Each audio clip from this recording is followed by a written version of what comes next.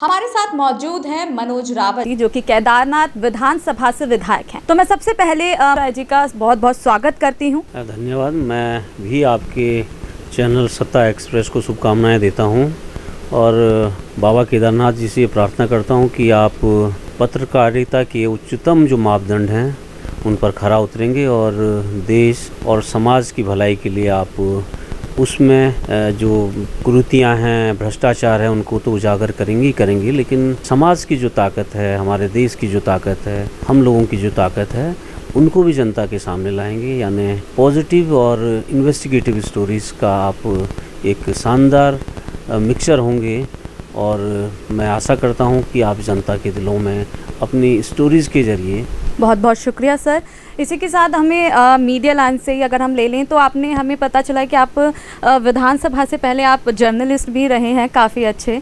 सो आपने ये लाइन छोड़कर आपने एकदम इसमें आ गए हैं, तो उसके बारे में आप क्या कहना चाहेंगे? देखिए, मैं पहले अपने चुनाव से 20 दिन पहले तक के मैं पत्रकार था। मुझे अचानक टिकट दिया राष्ट्रीय पार्टी ने और मेरी विचारधारा उस तरफ थी। तो मैं ये मानता हूँ कि मीडिया और जो पॉलिटिशियन है उसका रोल एक ही है। और हम अगर इंडियन पॉलिटिकल सिस्टम या इंडियन डेमोक्रेटिक सिस्टम की बात करें तो जिस तरह से एक पिलर, हमारे 4 पिलर, हमारे लोकतंत्र के 4 पिलर में से अगर विधायिका एक पिलर है तो पत्रकारिता भी एक पिलर है और हम सबको मिल करके इस देश की बेहतरी के लिए काम करना है। मीडिया के रूप में मेरा जो रोल था वो इंडिपेंडेंट रोल था और उसमें हम समाज के वही जो मैं कह रहा हूँ अच्छे और जो खराब पक्ष है उनको चुनौतीपूर्ण ढंग से हम सामने लाते थे, लेकिन उसमें हम इन्वॉल्व नहीं होते थे। लेकिन अब विधायक के रूप में हमको समाज के कामों में इन्वॉल्व होना पड़ता है। हम अब अपने कामों के लिए दूसरे रूप में जिम्मेदार हैं। हम जनता के लिए जिम्मेदार हैं, अपनी विधानसभा के लिए जिम्मेदार हैं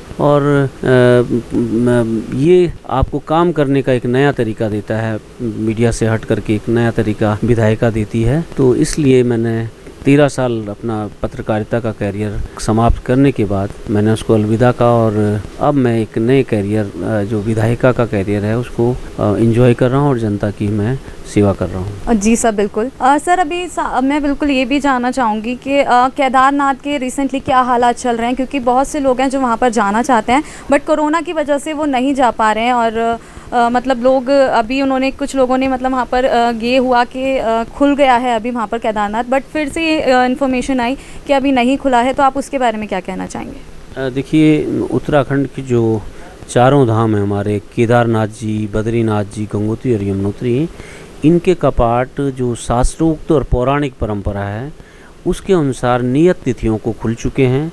लेकिन अभी क्योंकि कोरोना का प्रकोप देश में चल रहा है, केवल जो पुजारी संप्रदाय है जो पूजा, क्योंकि सदियों से पीढ़ियों से इन चारों धामों की पूजा कभी बाधित नहीं हुई है। कपाट समय पर खुलते हैं, जो समय कपाट का होता है उसी पर कपाट खुलेगा और जिस तरह की पूजाएं वो करनी आवश्यक हैं। तो इसलिए सिर्फ वहाँ पर पूजा से संबंधित व्यक्ति, ब्राह्मण, पुजारी, रावल और तीर्थ पुरोहित संप्रदाय जो हकूकदारी हैं वो वहाँ पर भगवान की पूजा कर रहे हैं, सेवा कर रहे हैं। लेकिन कोरोना की गाइडलाइन के हिसाब से अभी वहाँ किसी भी किस्म के यात्री को प्रवेश की अनुमति नहीं है और हम कोशिश ये कर रहे हैं कि हमारी सरकार जल्दी ऐसे इंतजामात करे कि हम भगवान जी के कपाट एक सुरक्षित ढंग से, ताकि हम कोविड से सुरक्षित भी रहें और भगवान के कपाट कुछ लिमिटेड लोगों के लिए हम खोल पाएँ। इसके लिए हमारी सरकार कोशिश कर रही है। जी सर। सर मैं अब ये भी चाहूँगी कि आप लोगों से ये अनुरोध करें, क्योंकि लोगों को ये लग रहा है कि कोरोना चला गया है और उन्होंने प्रोटोकॉल्स को फॉलो करना छोड़ दिया है। तो मैं चाहूँगी आप लोगों को थोड़ा बताएं।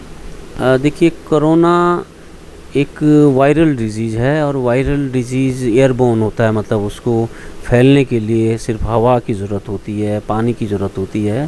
तो मेरा लोगों से निवेदन है, क्योंकि अभी इसका जो वायरस किसी भी किस्म के वायरस को के लिए बचाव के लिए वैक्सीनेशन ही एकमात्र साधन है और अभी हम अपने देश में 100% लोगों का वैक्सीनेशन नहीं कर पाए हैं। 18 से कम तो वैक्सीनेशन अभी आया भी नहीं है।